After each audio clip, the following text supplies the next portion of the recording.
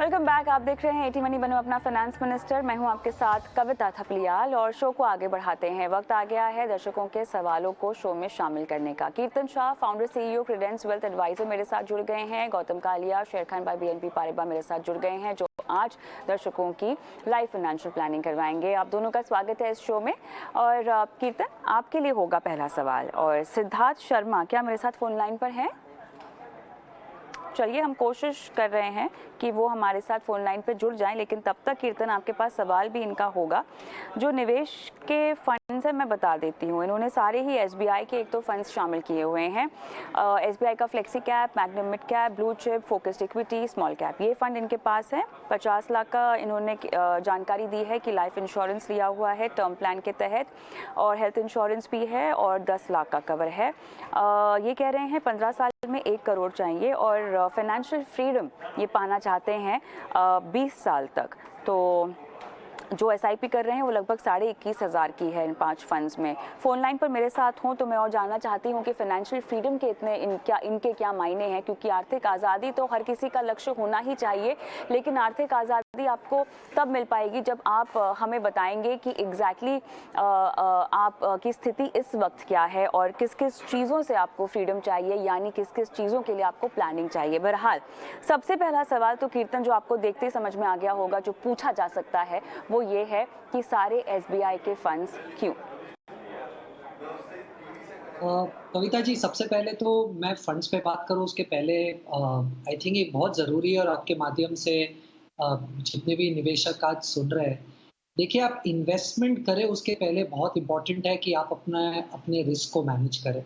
और मैं जब ये क्वेश्चन मुझे भेजा गया था मैं बहुत खुश था कि पहले सिद्धार्थ ने लिखा है कि उनके पास टर्म इंश्योरेंस है, उन्होंने हेल्थ इंश्योरेंस लेके रखा है जिसमें उनकी फैमिली कवर हो रही है, और फिर उन्होंने म्यूचुअल फंड्स इन्वेस्टमेंट का डिस्क्रिप्शन दिया, जो मेरे हिसाब से सही चीज़ है। सबसे पहले रिस्क को कवर कीजिए, फिर इन्वेस्टमेंट्स की बात कीजिए। अब कविता जी, जैसे आपने हाइलाइट किया, अगर आप उनके फंड्स को देखें, तो सबसे बड़ा प्रॉब्लम उनके फंड्स में मुझे एएमसी कंसंट्रेशन रिस्क लगता है। एएमसी कंसंट्रेशन रिस्क का मतलब है उन्होंने जिन भी 5 फंड्स में निवेश किए वो सब एसबीआई के हैं, और मुझे पर्सनली ऐसा लगता है कि ये एक सही स्ट्रैटेजी नहीं है। आप जब भी म्यूचुअल फंड्स में निवेश करें, मार्केट कैप, अलग-अलग स्टाइल ऑफ इन्वेस्टिंग, ज्योग्राफी, इन तीनों के साथ-साथ आपकी एएमसी में भी डाइवर्सिफिकेशन हो, ये अच्छा है मेरे हिसाब से। तो सबसे पहली सलाह ये होगी कि आपके पाँचों फंड जो एसबीआई में से है, उसमें से आपको 1 या 2 फंड रखने, बाकी 3 निकाल देना है। तो मैं सलाह दूँगा कि आप एसबीआई का स्मॉल कैप और एसबीआई का फ्लेक्सी कैप होल्ड कीजिए। स्मॉल कैप बहुत ही बेहतरीन फंड है, और फ्लेक्सी कैप में आपको काफ़ी एक अच्छा डाइवर्सिफिकेशन, लार्ज कैप का फ्लेवर दोनों मिलेगा, और वो थोड़ा-सा ज्योग्राफिकल डाइवर्सिफिकेशन भी करते हैं, वो भी हेल्पफुल है। अब बाकी के जो 3 फंड्स आप बंद कर देंगे इनके अलावा, उनसे तकरीबन ₹12,000 आप एसआईपी में हर महीना और सेव करेंगे, तो उससे आप एक कोटक इमर्जिंग और कैनरा रोबेको ब्लू चिप ले लीजिए। दोनों में 6-6 हज़ार डाल दीजिए, तो ये 4 फंड्स का कॉम्बिनेशन मुझे ऐसा लग रहा है कि सही होगा सिद्धार्थ के लिए। और उन्होंने और एक बात कही थी कि उन्हें फाइनेंशियल फ्रीडम चाहिए, 15 साल में 1 करोड़ रुपए इकट्ठा करने, तो उन्हें कितना पैसा सेव करना पड़ेगा? एक्चुअली वो आज जितना पैसा सेव कर रहे हैं वो काफ़ी है, उनकी 1 करोड़ की रिक्वायरमेंट 15 साल बाद। थियोरेटिकली अगर आप 12% का रिटर्न मानकर चले, तो आपको तकरीबन ₹21,000 हर महीना निवेश करना पड़ेगा 15 साल में 1 करोड़ तक पहुँचने के लिए। सिद्धार्थ ऑलरेडी साढ़े 21,000 कर रहे हैं, और अगर वो फंड्स में बदलाव कर देंगे जो मैंने सजेस्ट किया है, तो मुझे ऐसा लग रहा है कि उनकी जर्नी काफ़ी स्मूथ हो जाएगी। फाइनेंशियल फ्रीडम के मायने हर किसी के लिए अलग अलग होते हैं कीर्तन। तो सही मायनों में अगर कोई फाइनेंशियल फ्रीडम चाहता है तो कौन कौन सी चीज़ें हैं जो काउंट इन कर लेनी चाहिए, फैक्टर इन कर लेनी चाहिए? देखिए, मुझे ऐसा लग रहा है कि जैसे आपने कहा, फाइनेंशियल फ्रीडम हर किसी के लिए एक अलग-अलग थॉट प्रोसेस है। पर अगर आप थियोरेटिकली देखें तो फाइनेंशियल फ्रीडम का लार्जली एक ही मतलब बनता है कि अगर मेरी एक्टिव इनकम बंद हो जाए, फिर भी मैं इन पैसों से इतना पैसिव इनकम मुझे मिल जाए कि मैं अपने रोज़ के खर्चे निकाल पाऊँ। तो हर किसी के लिए अलग-अलग है, पर अगर आप मेरी सलाह पूछ रहे हैं तो मुझे ऐसा लग रहा है कि आपके जो फ़िक्स खर्चे हैं, राइट? प्लस थोड़ा सा एक लाइफस्टाइल को आपके हेल्प कर दे उतना थोड़ा सा एक एक्स्ट्रा पैसा और हर साल वो बढ़ते हुई महंगाई इन्फ्लेशन को बीट कर पाए। अगर आपके पास इतना कॉर्पस जमा हो जाता है, जो ये तीनों चीज़ों को इकट्ठा करके आपको हर महीना, हर क्वार्टर एक कैश फ्लो दे पाए, आपकी रोज़ की ज़रूरत है, थोड़ा-सा लाइफ़स्टाइल और इन्फ्लेशन। इतना पैसा अगर आपको हर महीना एक कॉर्पस से मिल जाए, तो मेरे हिसाब से आप फाइनेंशियली फ्री है। आपको रोज़ाना की रिक्वायरमेंट्स के लिए जॉब करने की ज़रूरत नहीं है। फिर आप अगर अपने आप को ऑक्यूपाइड रखना चाहते हैं और जॉब करना चाहते हैं, तो वो आप अपनी खुशी के लिए कर रहे हैं।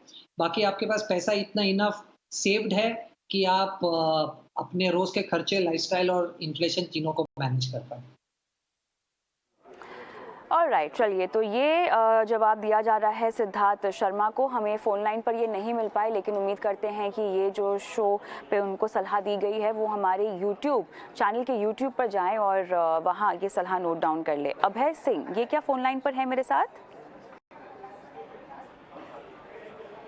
अभय जी नमस्कार, आपको मेरी आवाज़ आ रही है? नमस्कार मैम, नमस्कार। सर, आपने एकमुश्त निवेश करना है 10 लाख का, 4 से 5 फंड की आपने सलाह मांगी है। पहला निवेश है सर आपका? जी मैम। इससे पहले आप मेरा कहीं जी बेटी की शादी 5 साल में। अच्छा, तो आपके पास समय केवल 5 साल का है।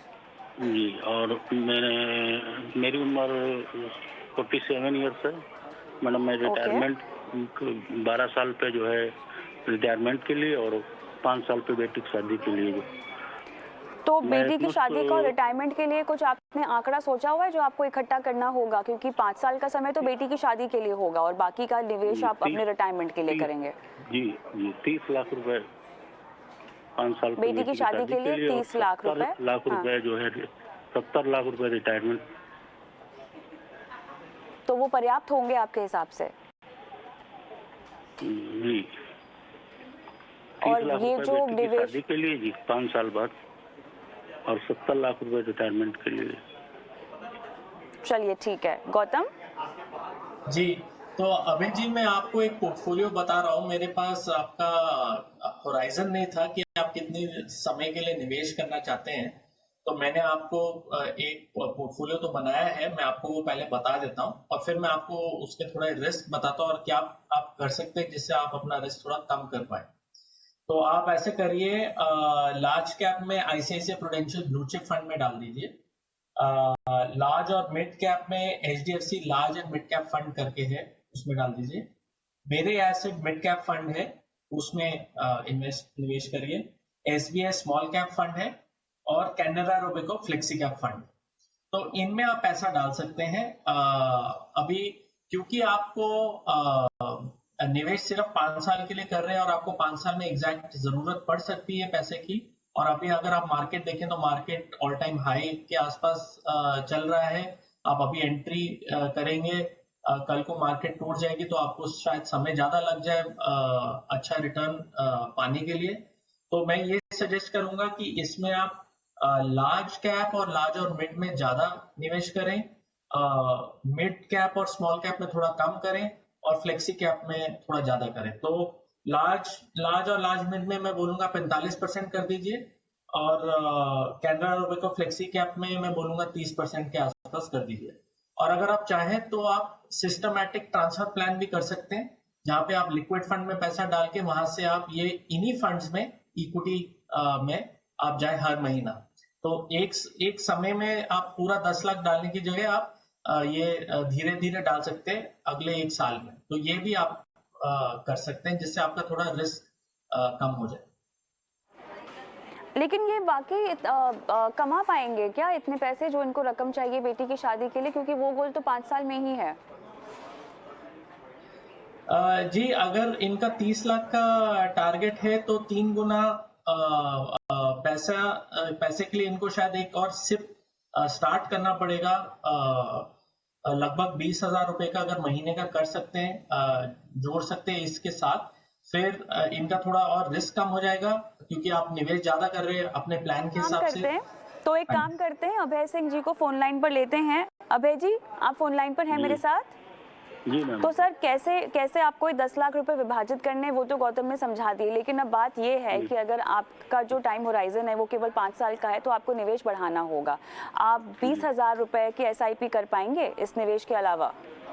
इसमें जी मैम कर लेंगे हम 10 लाख एक मुश्त और 20,000 रुपए सिप के जरिए कर लेंगे। ठीक है, अब बताइए गौतम, इनको SIP करने से क्या फायदा होगा 20,000 का, और वो फंड्स भी कौन से होंगे?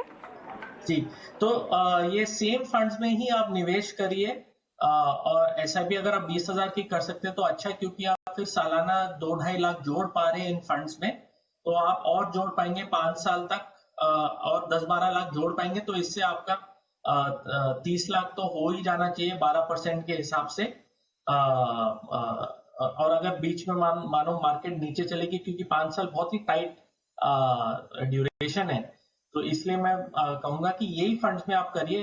तो लार्ज कैप में 30% करिए, फ्लेक्सी कैप में 30% करिए, मिड और स्मॉल कैप में आप 20-25 के आसपास रखिए, 20-25%, और दूसरा आप लार्ज मिड में जो मैंने बताया HDFC large and mid cap fund में 15%। गौतम, ये थोड़ा सा ज्यादा अग्रेसिव नहीं हो जाएगा 5 साल के लिहाज से? थोड़ा सा एग्रेसिव होगा, मगर अगर ये STP भी करते हैं और साथ में SIP भी करते हैं तो ठीक रहेगा। चलिए, कोई और सवाल पूछना चाहते हैं आप अभय गौतम से? ये हमको सिप करनी जो मैम इन्हीं फंड्स में करनी होगी? जी सर, आपको इन्हीं फंड्स में करनी है। जी जी, बिल्कुल बिल्कुल। Okay, thank you so much. आगे बढ़ते हैं और कीर्तन के लिए सवाल। वेद प्रकाश जी फोन लाइन पर हैं मेरे साथ। हाँ, अवेलेबल है मैडम। नमस्कार सर, कहाँ से बोल रहे हैं? हाँ, ये मैं रायचूर से बोल रहा हूँ, कर्नाटक रायचूर से। अच्छा अच्छा, बताएं सर, आपने डेट फंड में निवेश करना है 70 लाख रुपए। हाँ, एक मुश्त निवेश करना है मैडम। अच्छा, तो ये 4 साल के लिए ही आपको करना है ना? हाँ, 4 से 5 साल। 4 से 5 साल। कोई खास उद्देश्य है इस रकम को कहीं पर निवेश करने के पीछे? नहीं, उसका एक्सपेंसेस बाद में आएगा 4-5 साल के लिए, मकान के लिए। मकान के लिए आएगा। तो आपने डेट फंड इसीलिए चुना है क्योंकि ब्याज दरें बढ़ती हुई दिखाई दे रही हैं, तो आपने सोचा कि फिक्स डिपॉजिट के बजाय डेट फंड में पार्किंग कर दिया जाए। आपका ख्याल तो बहुत अच्छा है, लेकिन अगर 4 से 5 साल का समय है और थोड़ा सा अगर आप तो हल्की सी जोखिम लेना चाहें, तो क्या आपको एक बैलेंस रणनीति हम क्या सुझा सकते हैं? डेट फंड तो आपको बता ही देंगे।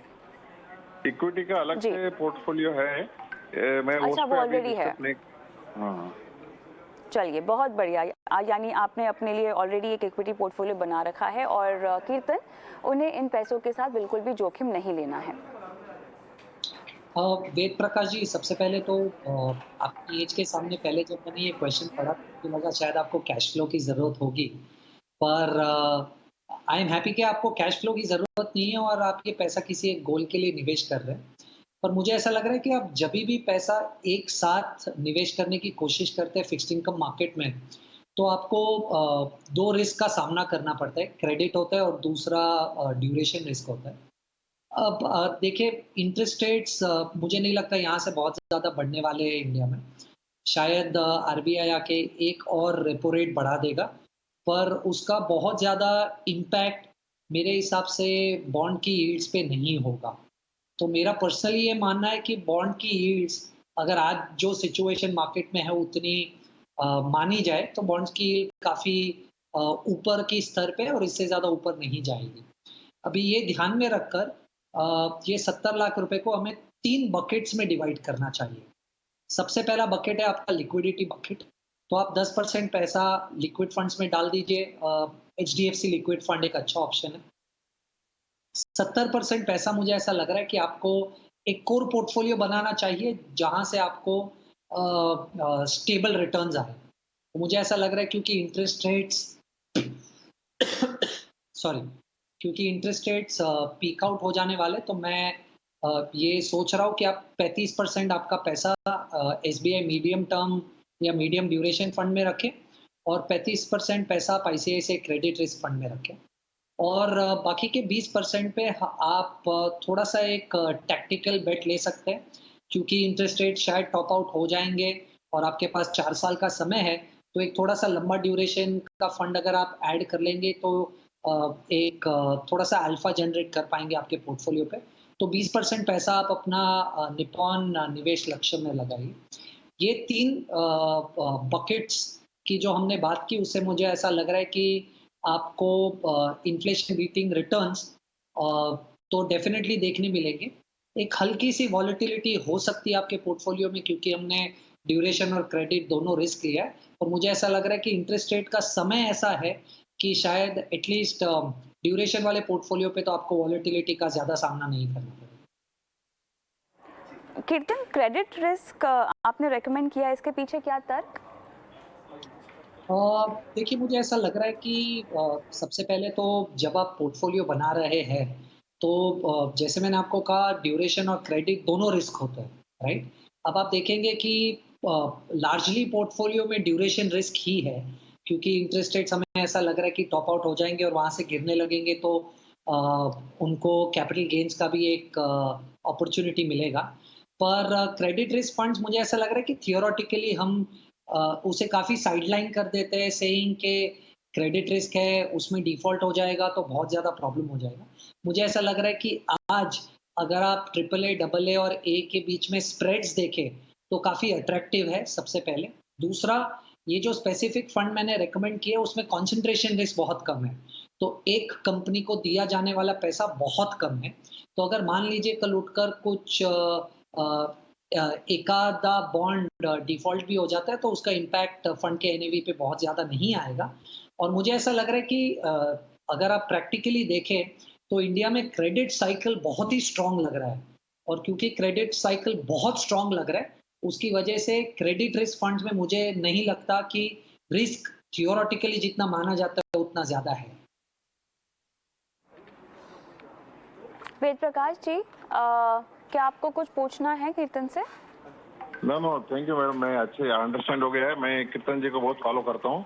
अच्छा, वेरी नाइस, मेरा अंडरस्टैंड हो गया madam, thank you. Okay, thank you, all the best. चलिए हम आगे बढ़ते हैं और सीधा अब रुक करते हैं निवेश के गुरु मंत्र की ओर।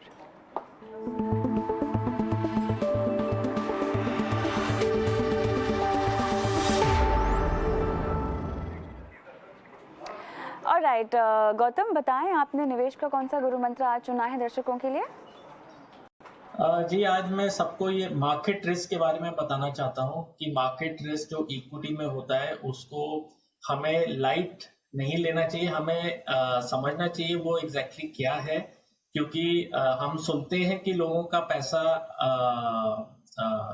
डूबता है स्टॉक मार्केट में, तो आप जब स्टॉक म्यूचुअल फंड में, इक्विटी म्यूचुअल फंड में डालते हैं पैसा तो आपका नुकसान भी हो सकता है, आपका प्रिंसिपल गारंटीड नहीं है। तो वो तो हमें पता है, वो तो हम सुनते हैं। मगर मैं आपको एक एग्जांपल देना चाहता हूं जिससे आप समझें कि अगर आप सब कुछ सही करें फिर भी आपका रिटर्न नहीं बना है मार्केट में। तो 2008 की शुरुआत में मार्केट सेंसेक्स था 20,200 के आसपास और फिर 6 साल बाद 2014 में मार्केट था 21,200। तो 20,200 से 21,200 गया, मतलब 6 साल में टोटल रिटर्न सिर्फ 5% का बना। तो तब मैं जब निवेशक से बात कर रहा था तो सब यही बोलते थे कि आप तो तब से बोल रहे हो लॉन्ग टर्म, हम तो 6 साल से बैठे हुए हैं फिर भी पैसा नहीं बना, इससे अच्छा तो फिक्स डिपॉजिट था। तो यही मार्केट रिस्क है और यही सबको समझना चाहिए कि ऐसा भी हो सकता है। चलिए, तो मार्केट रिस्क को समझाए और ये गुरु मंत्र है गौतम की तरफ से। कीर्तन, गौतम जी की बातें सुनकर मुझे ऐसा लगा कि मैं अपना गुरु मंत्र चेंज कर लूं। पर देखिए आप आज ऐड आप ऑन कर सकते हैं कीर्तन, आप इसी पर ऐड ऑन कर सकते हैं। उन्होंने बहुत ही अच्छा डेटा पॉइंट दिया है, पर मैं भी कुछ उसी लाइन पे कहना चाहता था कि आज आप अगर निवेशकों से बात करें तो उनका एक ही क्वेश्चन है कि मार्केट लाइफ हाई पे है, क्या आज पैसा डालें या पैसे को निवेश करना थोड़ा सा डिले कर दे। देखिए ये मुझे नहीं लगता कि कोई भी मार्केट को टाइम कर सकता है। आप शायद 1 साल बाद देखेंगे तो आपको शायद ऐसा लग सकता है कि आज का जो मार्केट है वो शायद सस्ता था और 1 साल में और भी रैली आ गई है। तो मार्केट को टाइम कोई नहीं कर सकता। पर जब भी आपको ऐसा लगता है कि मार्केट थोड़ा महँगा है, तो आपको डेफ़िनेटली लंबे समय के लिए ही पैसा लगाना होगा, क्योंकि अगर आप लंबे समय के लिए पैसा नहीं लगाएँगे, राइट? तो जैसे गौतम ने भी अपने लास्ट पॉइंट में कहा, पॉसिबल है कि आपको वॉलेटिलिटी का सामना करना पड़ेगा और जो रिटर्न आपको मिलेंगे वो आपकी एक्सपेक्टेशन से मैच नहीं कर पाएंगे। तो अगर आपको लग रहा है कि मार्केट हाई है, तो ये मत सोचिए कि आज पैसा लगाऊं या कल, क्योंकि आप टाइम नहीं कर पाएंगे। ये सोच के चलिए कि आपको आज अगर पैसा लगाना है तो लंबे समय के लिए आना है। चलिए, और इसीलिए हम कहते हैं कि आपको इन्वेस्टमेंट रणनीति बनानी चाहिए और बिल्कुल बाजार के उतार चढ़ाव का फ़ायदा भी उठाना चाहिए। आगे बढ़ते हैं और अजीत का मैं सवाल लूँगी, और ये सवाल है गौतम के लिए। गौतम, आपके पास ये सवाल है? जी। ओके। चलिए, ये हमारे साथ फ़ोन लाइन पर नहीं है क्योंकि इन्होंने ट्विटर के ज़रिए सवाल पूछा है। इनकी उम्र 55 साल की है और 5 साल में इनका रिटायरमेंट हो जाएगा। तो 2017 से ये कह रहे हैं कि निवेश की रणनीति अपनाई हुई है, लगभग 70,000 रुपये के आसपास हर महीना, और अब तक 40 लाख रुपए ये कह रहे हैं कि जमा कर पाए हैं। SBI का ब्लू चिप है, ABSL फ्रंटलाइन इक्विटी, SBI का स्मॉल कैप, SBI का रिटायरमेंट फंड है, ABSL का फ्लेक्सी कैप भी है, SBI बैलेंस एडवांटेज है इनके पास, HDFC बैलेंस एडवांटेज भी है। अच्छा, और इस निवेश से ये कह रहे हैं कि इनको जो है 50,000 रुपये हर माह चाहिए भी होंगे। बताएंगे गणित कैसा इन्होंने बैठाया है अपने लिए? जी, तो इनका गणित बैच तो रहा है क्योंकि 70,000 रुपये 5 साल से लगा रहे हर महीने, और 5 और साल के लिए लगाएंगे तो 12% पे ये पूरा इनका पोर्टफोलियो बन जाना चाहिए 1,60,00,000 का। तो 1,60,00,000 का बन जाएगा तो उनको सिर्फ 6 लाख चाहिए साल का वो पोर्टफोलियो से। तो उसका मतलब कि अगर उनको 4% भी निकाले वो पोर्टफोलियो से हर साल, तो उनकी आमदनी की जो रिक्वायरमेंट है 50,000 महीने की, वो निकल आएगी। तो गणित तो बैठ रहा है। फंड्स अगर देखें तो फंड्स में SBI ब्लू चिप जारी रखिए, आदित्य बिरला सन लाइफ फ्रंटलाइन इक्विटी फंड की जो मूल्य है वो जो सिप कर रहे हैं वो ICICI prudential blue chip fund में डाल सकते हैं। SBI स्मॉल कैप में जो डाल रहे हैं वो थोड़ा सा ज्यादा है, मूल्य 18,000 जो डाल रहे हैं महीने का, उसमें से वो 4,000 कम करके वो SBI ब्लू चिप फंड में डालिए, जिसमें उनका सिर्फ 3,000 डल रहा है। SBI रिटायरमेंट फंड जारी रखिए। आदित्य बिरला सन लाइफ फ्लेक्सी कैप जो फंड है उसको HDFC फ्लेक्सी कैप में शिफ्ट कर सकते हैं, और SBI बैलेंस एडवांटेज और HDFC बैलेंस एडवांटेज फंड को जारी रखिए। तो स्कीम में यही करेंगे। बस इनको एक चीज ध्यान में रखनी पड़ेगी कि इन्फ्लेशन, उनका जो कैलकुलेशन है, मुझे पता नहीं अगर उन्होंने इन्फ्लेशन के बारे में सोचा है और वो प्लान किया है, क्योंकि 50,000 शायद उनके लिए कम पड़ सकते हैं पर मंथ 5 साल के बाद, तो वो उनको थोड़ा ध्यान में रखना पड़ेगा। चलिए, तो बहुत बढ़िया यहाँ पर सलाह दी गई अजीत को। विवेक शक्या मेरे साथ फोन लाइन पर हैं, कीर्तन से ये सवाल पूछेंगे। विवेक जी नमस्कार। नमस्कार madam, good evening. Good evening, कैसे हैं आप? कहाँ से बोल रहे हैं सर? मैं बहुत अच्छा हूँ, मैं भिवाड़ी से बात कर रहा हूँ and I am really very thankful to you. मैंने एक पिछले साल एक सवाल पूछा था जिससे मुझे काफ़ी हेल्प मिली मुझे अपने इन्वेस्टमेंट इम्प्रूव करने के लिए, तो थैंक यू सो मच। बहुत अच्छा लगा ये जानकर, हम आपके किसी काम आ पाए ये जानकर बहुत खुशी हुई। बताएं, आज जो सवाल भेजा है काफ़ी विस्तार से आपने पूछा है, तो काफ़ी कुछ डिटेल्स तो हमारे एक्सपर्ट के पास है ही, कीर्तन के पास है ही। बताएं, आपने लमसम भी इन्वेस्ट किया हुआ है और मेरे ख्याल से SIP भी आपकी चल रही है। Yes madam. बेटियों की पढ़ाई और शादी के लिए आपने पूरी इन्वेस्टमेंट प्लानिंग कर रखी है। 21 साल के बाद रिटायरमेंट के लिए 1 करोड़ रुपए आप इकट्ठा करना चाहते हैं, और ये मैं समझ रही हूँ कि क्योंकि आप हमें इतना फॉलो करते आए हैं, तो कैसे महंगाई को फैक्टर इन करना है, अपनी बजटिंग करनी है, और कैसे उस निष्कर्ष पे आना है कि रिटायरमेंट के बाद कितने पैसे लगेंगे, वो मैं अज्यूम कर रही हूँ कि आपने कैलकुलेट कर लिया होगा, और उसके बाद आप 1 करोड़ की राशि पर आए होंगे, है ना? Right sir. चलिए, बहुत बढ़िया। तो सुनते हैं कीर्तन के पास क्या है आपके लिए। कीर्तन। विवेक जी, सबसे पहले तो कॉम्प्लीमेंट्स टू यू, आपने बहुत ही अच्छे से ये क्वेश्चन ड्राफ्ट करके भेजा है, जिसकी वजह से मुझे काफ़ी क्लैरिटी आई आपको आंसर करने में। अब अगर मैं आपके फंड्स की बात करूं विवेक जी, तो देखिए आपके पास value style of investing funds है, आईसीआईसीआई, पीपीएफएस, आपके पास एक्सिस भी है जो ज़्यादा ग्रोथ इन्वेस्टिंग करता है। पर एक चीज़ मिसिंग है, रादर 2 चीज़ मिसिंग है आपके पोर्टफोलियो में। सबसे पहले थोड़ा-सा एक मोमेंटम इन्वेस्टिंग का फैक्टर और दूसरा मिड कैप। तो मुझे ऐसा लग रहा है कि आपको सबसे पहले जो फंड्स एग्जिस्टिंग है वो सब अच्छे कंटिन्यू कीजिए। एक थोड़ा-सा कॉन्ट्रा है ये, आप ज़्यादा एडवाइस इस फंड की नहीं सुनेंगे, पर आपके पोर्टफोलियो के लिए मेरे हिसाब से फिट है। आपको quant mid cap fund add करना चाहिए आपके पोर्टफोलियो में। अब अगर मैं आपके टारगेट्स और गोल्स की बात करूँ, तो तकरीबन मेरे हिसाब से आपके जो 5 गोल्स हैं, उन पाँचों गोल्स को मिलाकर आपको रफली 54,000 रुपीज़ की एसआईपी करनी पड़ेगी। तो आपकी बड़ी बेटी की मैरिज के लिए तकरीबन 11,000, उसी की पढ़ाई के लिए 14,500, आपके यंगर बेटी की शादी के लिए 8,000 और पढ़ाई के लिए 11,000 और आपके रिटायरमेंट के लिए 9,500। तो आपको तकरीबन 54,000 रुपीज़ की एसआईपी इन टोटल करनी पड़ेगी। पर क्योंकि आज आपके पास तकरीबन 20 लाख रुपए इकट्ठा हो चुके हैं आपके एग्जिस्टिंग इन्वेस्टमेंट से और आप और 5 लाख का लमसम करना चाहते हैं, तो अगर मैं ये 20 लाख रुपए की आज की आपकी इन्वेस्टमेंट को गिनूँ तो आप अपनी 54,000 की एसआईपी को 30,000 तक ला सकते हैं। तो 20,000 लमसम मैं गिन रहा हूँ, आपके पास पैसा है निवेश करने के लिए, और 30,000 रुपए की अगर आप एसआईपी करेंगे आपके एग्जिस्टिंग फंड्स में और मैंने जो एक फंड और रेकमेंड किया उसमें, तो मुझे ऐसा लग रहा है आपके जितने भी लक्ष्य हम जो आज डिस्कस कर रहे हैं पाँचों, वो काफ़ी आसानी से अचीव हो सकते। बहुत बढ़िया। विवेक, कुछ सवाल पूछना है आपने कीर्तन से?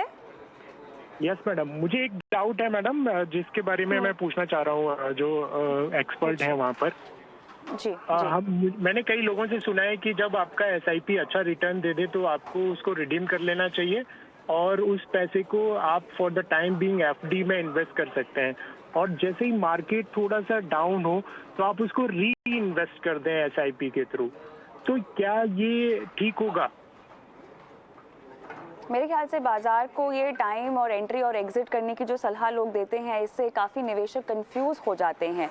और एसआईपी का मकसद ही यही है कि आप डिसिप्लिन तरीके से बाजार के हर चाल में निवेश करते रहें। हाँ, हालांकि अगर आपको पैसों की ज़रूरत है और इसीलिए आप वो पैसे निकालना चाहते हैं तो बात अलग है। बाकी समझाइश कीर्तन देंगे। आई थिंक कविता जी, आपने जो मैं कहना चाहता था वो ऑलरेडी कह दिया है और सही परफेक्ट सलाह है कि आप एसआईपी करते ही इसीलिए क्योंकि आप शायद मानते हैं ये है कि आप मार्केट को टाइम नहीं कर पाएंगे। तो अगर आप मार्केट को नहीं टाइम कर पाएंगे, जिसका सोल्यूशन एसआईपी है, तो आप वापस टाइम करके एसआईपी से इकट्ठा किया हुआ पैसा बाहर निकाल कर गलती मत कीजिए। मुझे ऐसा लग रहा है कि आप जो अगर गोल बेस्ड इन्वेस्टिंग करते हैं तो एग्जिट का एक ही रूट होना चाहिए कि आप 1 साल या 1.5 साल पहले आपके गोल के उस पैसों को इक्विटी से निकालकर फिक्स्ड इनकम में डाल दीजिए, क्योंकि आप जब अपने गोल के नज़दीक आए तो आपको वॉलेटिलिटी नहीं चाहिए। इसके अलावा अगर आप टाइम करने की कोशिश कर रहे हैं तो आप अपने पैसों को शायद कंपाउंड होने से रोक रहे हैं, क्योंकि आज हम में से जितने लोगों को लग रहा है कि शायद मार्केट बहुत एक्सपेंसिव है, क्वाइट पॉसिबल है कि 2 साल बाद 3 साल बाद हमें यही मार्केट सस्ता लगे, पर क्योंकि हमने मार्केट महंगा है ये सोचकर पैसा निकाल लिया था, हम अपॉर्चुनिटी कॉस्ट को लूज कर जाएंगे। Alright Vivek, thank you so much, आपने सवाल हमें भेजा और ऑल द बेस्ट आपके आगे के इन्वेस्टमेंट के लिए। राजेश राघव का मैं सवाल लूँगी गौतम, और ये हमारे शो का आखिरी सवाल होगा। बहुत सारे फंड्स हैं इनके पोर्टफोलियो में, मैं नाम नहीं दोहराऊंगी क्योंकि गौतम आपके पास नाम है इनके और समय भी हमारा लगभग ख़त्म ही हो रहा है। बताएं कितना समय लग जाएगा इनको ये इकट्ठा करने में 1 करोड़ रुपए? जी, तो कॉल पे है हमारे साथ राजेश राघव जी, फोन लाइन पर है। सॉरी राजेश जी, नमस्कार। हाँ नमस्कार सर, आपका सवाल हम ले रहे हैं, इसमें कुछ और आपने ऐड करना है? इसमें ऐड ये करना है, मैं एक्चुअल में गवर्नमेंट एम्प्लॉय हूँ, मेरी एनपीएस कट रही है 5200 मंथली। ओके सर, ठीक है। इसमें 14 लाख रुपए भी ऐड हो चुके हैं। 14 लाख ऑलरेडी हो चुके हैं आपके एनपीएस में। ठीक है सर। अभी आपकी उम्र क्या है? हमारा आपकी उम्र क्या है सर? 46 year old. चलिए ठीक है, तो वो तो रिटायरमेंट टेकन केयर ऑफ हो गया आपका एनपीएस से। बहरहाल अभी ये जो 6 यूटीआई के हैं और एक टाटा का है और एक एसबीआई का फंड है, इसकी थोड़ी सी गुत्थी सुलझाते हैं गौतम। जी, तो आपका जो 23,000 जा रहा है महीने का, तो वो अगर 12% से ग्रो हो तो आपका 1 करोड़ का मूल्य बन जाएगा 15 साल में। मैं फंड्स में ये बोलूँगा कि आप यूटीआई मिड कैप को कोटक इमर्जिंग इक्विटी फंड में शिफ्ट कर सकते हैं। यूटीआई स्मॉल कैप को एसबीआई स्मॉल कैप फंड में शिफ्ट कर सकते हैं। यूटीआई फ्लेक्सी कैप को एचडीएफसी फ्लेक्सी कैप फंड में शिफ्ट कर सकते हैं। यूटीआई फोकस्ड इक्विटी फंड को Canada Robeco flexi cap fund में शिफ्ट कर सकते हैं। यूटीआई वैल्यू अपॉर्चुनिटीज फंड को जारी रखिए। टाटा डिजिटल इंडिया फंड को जारी रखिए, वो सेक्टोरल फंड है, ये ध्यान में रखिए। और एसबीआई टेक्नोलॉजी अपॉर्चुनिटीज फंड भी सेक्टोरल है, इसमें आपका एलोकेशन थोड़ा ज्यादा है, आपका 7,000 ज्यादा महीने का, या इसको आप लार्ज कैप फंड में डालिए जैसे कि ICICI prudential blue chip fund है। और यूटीआई ट्रांसपोर्टेशन एंड लॉजिस्टिक्स भी थीमेटिक है, इसको आप जारी रखिए। ऑल राइट राजेश जी, मेरे पास समय बिल्कुल ख़त्म हो चुका है, लेकिन फिर भी कुछ पूछना चाहते हैं आप गौतम से?